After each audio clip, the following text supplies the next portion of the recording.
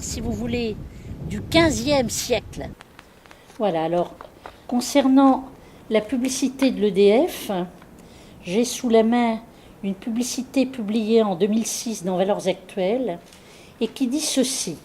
Il y a bien longtemps, l'île de Pâques était un paradis. Ses habitants construisaient de grandes statues pour honorer leurs ancêtres. Ils les sculptaient dans la pierre et les transportaient sur des rondins de bois.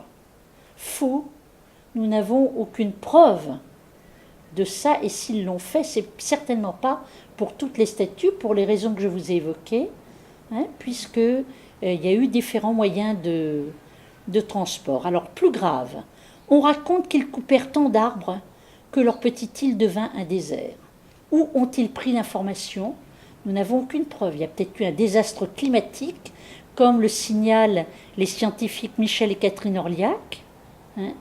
Et il peut y avoir eu une période de sécheresse, comme il y a eu des grandes périodes de sécheresse qui ont décimé des civilisations, notamment en Amérique centrale, en Amérique du Sud.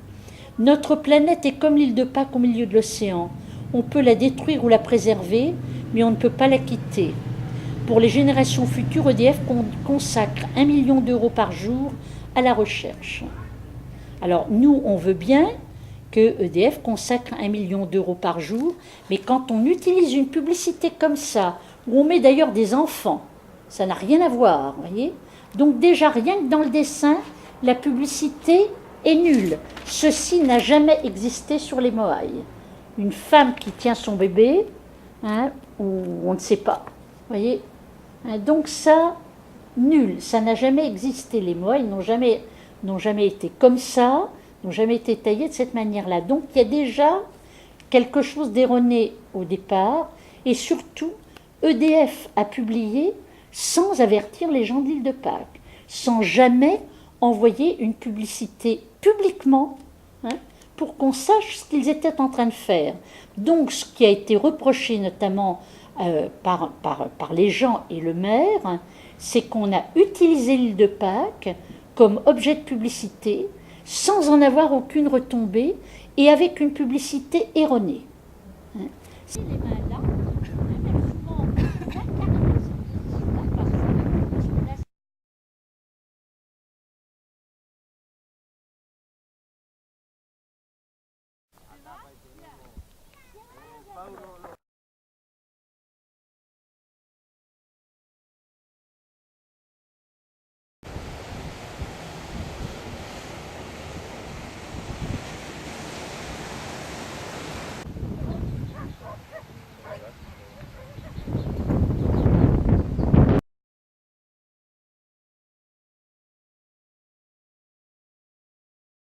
hacer algo grande porque hay que ir a ayudar.